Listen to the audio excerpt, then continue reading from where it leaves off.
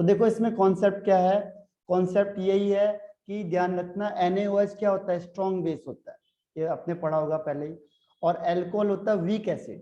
तो generally strong base है जो वीक एसिड के साथ रिएक्शन नहीं करता है। अब बताओ इनमें से कौन रिएक्शन करेगा NaOH के साथ, अब मुझे बताओ। ठीक है, अब ये 4 ऑप्शन है आपके पास, अब 4 ऑप्शन में से आप टिक लगाओ, कौन सा आपके लिए, आपको हिंट दे दिया मैंने, NaOH और अल्कोहल, तो इसमें से आप किस पे टिक करोगे?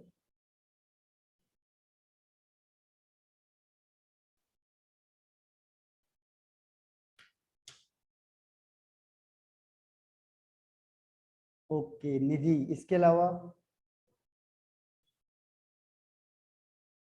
NaOH स्ट्रॉन्ग बेस होता है और वो स्ट्रॉन्ग एसिड के साथ ही रिएक्शन करना पसंद करेगा, वीक के साथ में। देखो जो हाई लेवल के लोग होते हैं हाई लेवल के साथ ही पसंद करते जाता है, तो छोटे मोटे आएंगे उनको पसंद नहीं करते हो ज्यादा। ऐसे NaOH क्या होता है, स्ट्रॉन्ग बेस होता है, वो चाहता है स्ट्रॉन्ग एसिड के साथ रिएक्शन करूंगा, वीक के साथ वो कहता नहीं।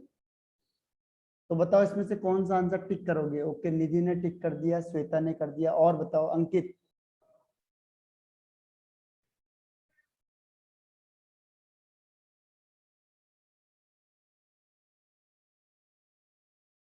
तो इसका आंसर है, इसका आंसर फिर श्वेता ने बाजी मार दी। देखो मैंने अभी कहा ये फिनॉल है, देखो C6H5OH का मतलब फिनॉल है, और फिनॉल क्या होता है, स्ट्रॉन्ग एसिड होता है, इसीलिए फिनॉल के साथ ये रिएक्शन करेगा। आपको हिंट भी दे दी मैंने। अब इसमें देखो, ये आप कहोगे फिनॉल है तो गलत हो जाएगा, क्योंकि ये तो C6H5 है, उसके आगे क्या हो गया, CH2OH हो गया। देखो आप ये क्या है, ये फिनॉल नहीं है, ठीक है, क्योंकि ये OH किससे लगा हुआ है, C के साथ लगा हुआ है, रिंग के साथ नहीं है, तो ये एल्कोहल है, फिनॉल नहीं है, एरोमेटिक नहीं है, तो ये भी एल्कोहल है, ये भी एल्कोहल है, ये भी एल्कोहल है। तो मैंने क्या कहा, अभी एल्कोहल तो रिएक्शन करेगा ही नहीं। आपको हिंट भी बता दी कि एल्कोहल क्या होता है, वीक होता है, तो एल्कोहल तो रिएक्शन करेगा नहीं। तो ये भी एल्कोहल, ये भी एल्कोहल, ये भी एल्कोहल, तो ये तीनों तो करेंगे नहीं। कौन करेगा, केवल फिनॉल करेगा जो स्ट्रॉन्ग बेस एसिड होता है। ठीक है, तो इसीलिए इसका आंसर हो गया 1। आपको हिंट भी दी मैंने कि अल्कोहल नहीं होना चाहिए, ये तो अल्कोहल, ये C2H5OH, ये भी अल्कोहल है क्योंकि ये C वाले हैं, ये भी C वाला है, तो ये भी अल्कोहल हुआ। ये एरोमेटिक है, फिनॉल है, और अभी आपको मैंने इससे पहले बताया था कि फिनॉल ज्यादा एसिडिक होता है। ठीक है, आप देखो क्वेश्चन नंबर 18, ये है रीमर टीमैन रिएक्शन, याद करो। अब रीमर टीमैन रिएक्शन के लिए कौन सा आंसर सही होगा, ये मैंने आपको बताया नहीं था वैसे, रीमर टीमैन रिएक्शन, लेकिन ये पूछ लेता है। देखो रीमर टीमैन रिएक्शन, अच्छा निधि ने टिक लगा दिया। और कोई, रीमर टीमैन मैंने कहा था ना, हर बार ये हर साल पूछा जाता है लगभग। ओ माय गॉड, ये कहां से कहां लाइन खींच दी है इसने, निधि कहां से कहां चले गया लाइन? सर CCl2 वाला। अच्छा तो कौन सा है, एक बार रुक जाओ, फिर से लगाना टिक, फिर से लगाओ टिक। ओके, इसके अलावा और कोई आंसर?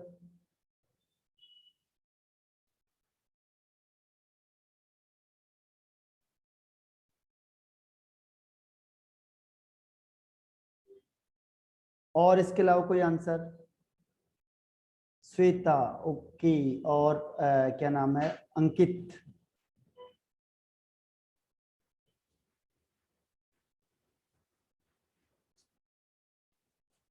इसका आंसर है जो, वो निधि ने बिल्कुल सही दिया, वेरी गुड निधि, ये आंसर बिल्कुल सही है।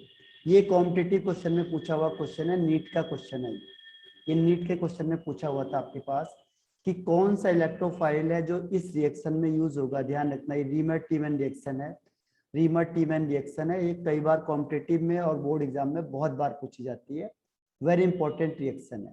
तो इसका आंसर ये वाला है, कार्बीन्स, इसे कहते हैं कार्बीन्स। कार्बीन्स किसे कहेंगे, देखो जो एक कार्बन होता है, इसमें 2 बॉन्ड होते हैं किसी के साथ भी, और एक लोन पेयर होता है, उसे कहते हैं कार्बीन्स। ठीक है, कई बार वो नाम लिख देता है और स्ट्रक्चर नहीं बनाता है, तो कार्बीन इसे कहते हैं। ठीक है, तो इसको याद रखना आपने, 18 का क्वेश्चन, 18 का डी आंसर। ठीक, अब देखो क्वेश्चन नंबर 19, मोनोक्लोरिनेशन ऑफ टॉल्विन। टॉल्विन का मतलब क्या हुआ, देखो टॉल्विन का मतलब हुआ बेंजीन रिंग और उसके ऊपर CH3 लग गया, इसे कहते हैं टॉल्विन। याद रखना फॉर्मूला, क्योंकि एरोमेटिक में कॉमन नेम को ज्यादा पूछा जाता है। आपने इसको सनलाइट के साथ रिएक्शन कर दिया, monochlorination of toluene in sunlight followed by hydrolysis. पहले मोनोक्लोरिनेशन कर दिया, मतलब आपने क्या किया, इसको मोनोक्लोरिनेशन का मतलब इसको पहले क्लोरीन के साथ रिएक्शन करवा दी, इसको आपने क्लोरीन के साथ रिएक्शन करा दी इन प्रेजेंस ऑफ लाइट। ठीक है, अब जो भी बनेगा आपने उसको क्या किया, ये X बन गया। अब उसको आपने हाइड्रोलाइसिस किया एक्वस NaOH के साथ। अब यहाँ पे लगा दिया मैंने एक्वस NaOH। तो बताओ ये फाइनल प्रोडक्ट क्या बनेगा। क्रिसॉल मैंने बताया था, क्रिसॉल में क्या होता है, एक OH होता है, एक CH3 हो जाता है। तो क्रिसॉल में एक OH होगा, एक CH3 होगा। डाई हाइड्रोक्सी का मतलब 2 OH ग्रुप लगेंगे। और बेंजाइल अल्कोहल का मतलब होता है, इसको याद रख लेना, बेंजाइल अल्कोहल होता है कि ये बेंजीन रिंग बन गई, इसके ऊपर CH2 से कहते हैं बेंजाइल, और अल्कोहल का मतलब OH। तो बेंजाइल अल्कोहल ये फॉर्मूला हो गया। क्रिसॉल में क्या होगा, क्रिसॉल में होता है OH यहाँ पे लगेगा, मेटा का मतलब मेटा पोजिशन में CH3 लग गया, तो ये बन गया ऑर्थो क्रिसॉल। ये ऑर्थो में यहाँ पे CH3 आएगा और मेटा में यहाँ पे CH3 आ गया। डाई हाइड्रोक्सी मतलब 2 OH ग्रुप होंगे, बेंजाइल अल्कोहल का मतलब ये होगा। तो मैंने आपको चारों का मतलब समझा दिया। पहले हमने टॉल्विन लिया, उसमें Cl2 डालना है लाइट की प्रेजेंस में, उसके बाद उसमें एक्वस NaOH डालना है। तो बताओ इसका प्रोडक्ट क्या बनेगा। अब मैं इसे हटा रहा हूं, पहले आप टिक लगा दो। चलो यही तो है, देखो यही डिफरेंस होता है। ओके निधि, और इसके अलावा कोई आंसर, अंकित, ओके, और इसके अलावा श्वेता, ओके। तो पहली बार तीनों के तीनों गलत हो चुके हैं। ठीक है, देखो ये टॉल्विन है, आप इसको जरा कॉन्सेप्ट को ध्यान रखना।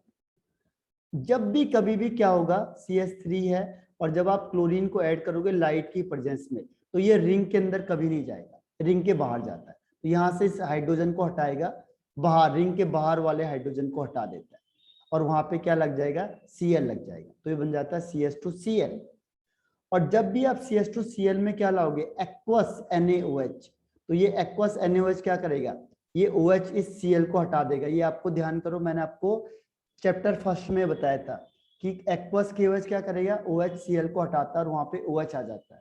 तो ये बन जाएगा रिंग, और रिंग के बाद क्या आ जाता है, यहाँ पे आ जाएगा CH2 और Cl की जगह पे OH आ जाएगा। तो कौन सा आंसर हो जाएगा, डी वाला, बेंजाइल अल्कोहल। 19 का आंसर है डी, बेंजाइल अल्कोहल, ये वाला। इसमें ये नहीं बनेगा, ये नहीं बनेगा, ये नहीं बनेगा।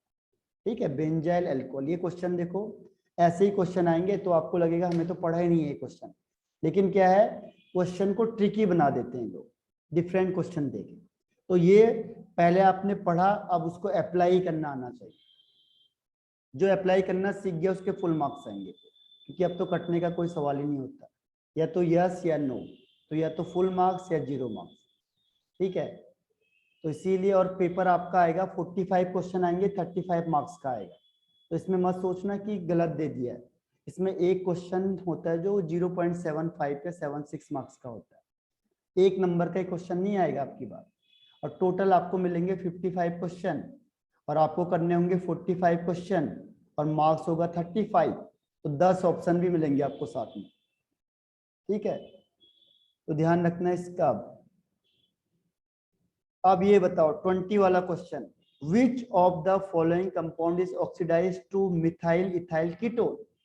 कौन सा ऐसा, देखो ऑक्सीडाइज, ऑक्सीडाइज का मतलब समझ में आ गया, इसका ऑक्सीडेशन करेंगे। अब कीटोन का मतलब क्या हुआ, कीटोन की पहचान क्या है, C double bond O, ketone है। मिथाइल का मतलब एक जगह पे मिथाइल ग्रुप लगा होगा, और इथाइल का मतलब एक जगह पे इथाइल ग्रुप लगा होगा। अब किसको आपने ऑक्सीडेशन करोगे कि ये बनेगा, तो आपको पता है कीटोन किस केस में बनता है, आपको बताया था मैंने, सेकेंडरी। अगर सेकेंडरी अल्कोहल यूज करोगे तो कीटोन बनेगा, बताया था आपको। अगर सेकेंडरी अल्कोहल का ऑक्सीडेशन करेंगे तो कीटोन बनता है, बोला था कि नहीं बोला था। Yes, sir.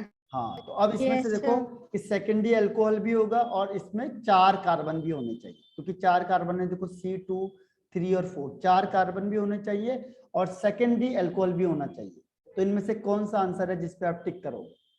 अभी तो हमने थ्योरी पढ़ी, अब इसको अप्लाई करना आना चाहिए, बस यही है। जो अप्लाई करना सीख गया वो ये आंसर देखो सबसे बढ़िया है, आपको टिक लगाना है केवल। और ऑर्गेनिक केमिस्ट्री तो सबसे आसान आती है, बस आपको थोड़ा रट के और ऐसे समझ के चले जाना है, बस टाइम भी नहीं लगता है इसमें। एक क्वेश्चन 1 मिनट भी नहीं लगेगा आपको। देखो कितना मिनट लगा आप खुद ही सोच सकते हो। अंकित, निधि, श्वेता बताओ आंसर।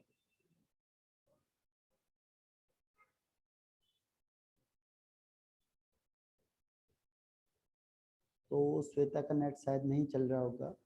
तो इसका आंसर है जो आपने बताया, वेरी गुड, बिल्कुल सही है। देखो अब ब्यूटेन का मतलब 4 कार्बन हो गए और 2 ओल का मतलब 2 OH ग्रुप लग गया। देखो सॉरी सेकंड में OH लग गया।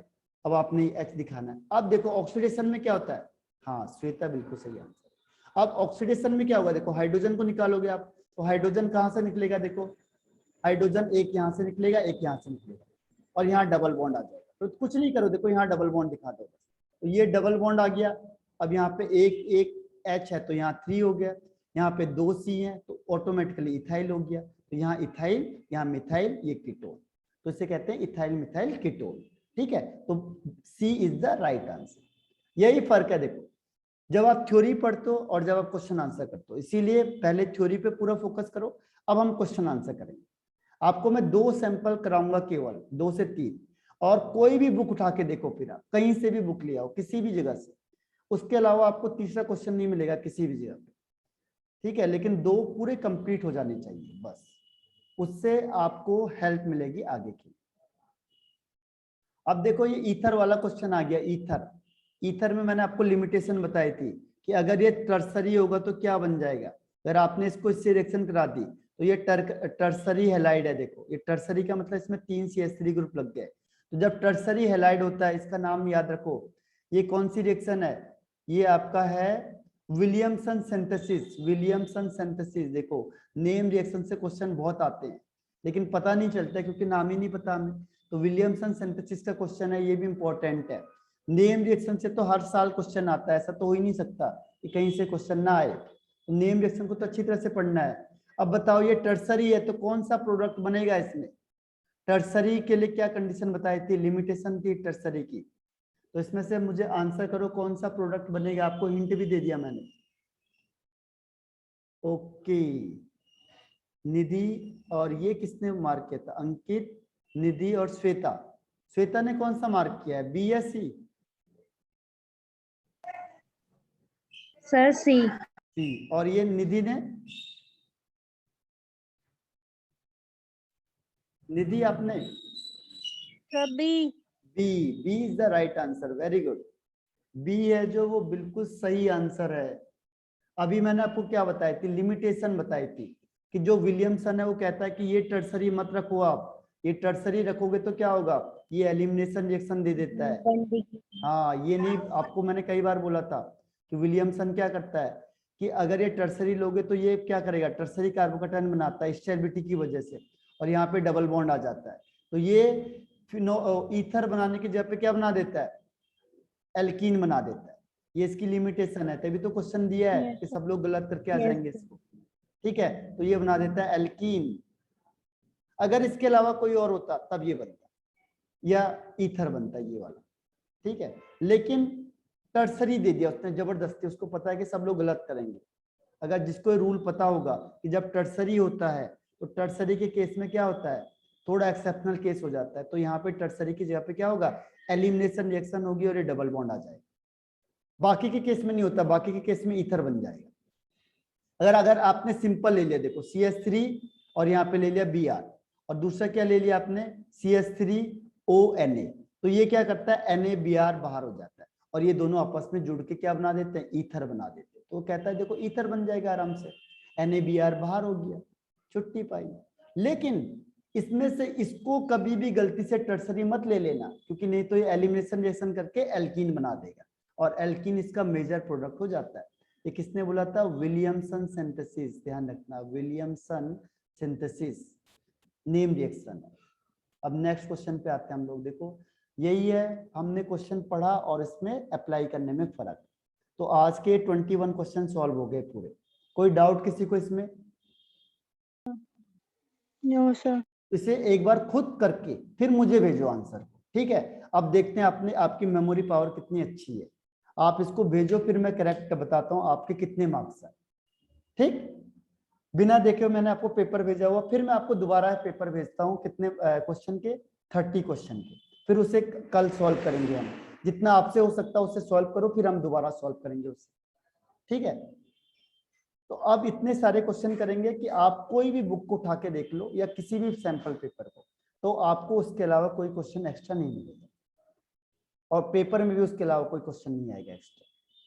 तो आप बिल्कुल रिलैक्स हो जाओगे कि इन्हीं में से कोई क्वेश्चन आएगा, लेकिन वो आपको आना चाहिए, फिर उसमें कंफ्यूजन ना हो, ठीक है? तो उसके लिए प्रैक्टिस के लिए क्या करोगे, इतने क्वेश्चन को एक बार मुझे भेजो आंसर की, आपने कितना टिक करेंगे, फिर देखते हैं आपकी मेमोरी पावर कितनी शार्प है, ठीक है?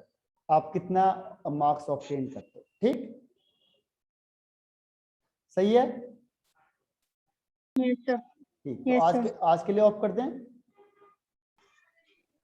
यस। ठीक है फिर, तो ठीक है फिर ऑफ कर देते हैं। Bye bye, have a nice day. Thank you sir. नमस्ते। नमस्ते, बाय बाय।